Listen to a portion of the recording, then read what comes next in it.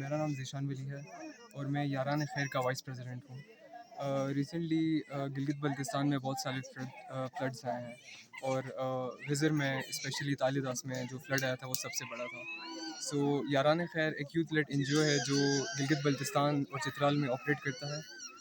इसके थ्रू जो वॉलंटियर्स थे हमारे गिलगित विंग के, हम लोगों ने एक fund raising campaign through out Gilgit चलाई और उसके थ्रू हम लोगों ने काफ़ी कैश और उसके अलावा हमने in terms of clothes, food, educational material जिनमें हमारे पास बुक्स थे, बैग्स थे, पेंसिल्स थे और डिफरेंट मटेरियल थे, वो हमने जमा किए और 10 से 12 हमारे रिप्रेजेंटेटिव्स आज यहाँ पे गज़र रोशन में आए हैं और हम ये डिस्ट्रीब्यूट करने वाले हैं।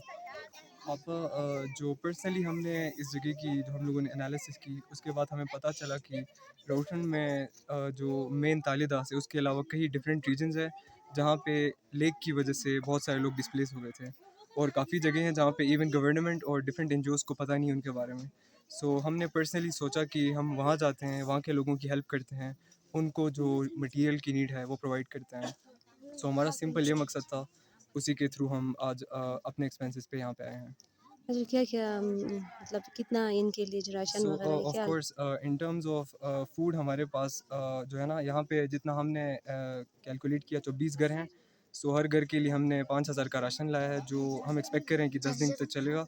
उसके अलावा हमारे पास 200 स्टेज्ड फीमेल के लिए, 100 अनस्टेज्ड मेल के लिए, 100 प्लस स्टेज्ड, 100 प्लस अनस्टेज्ड।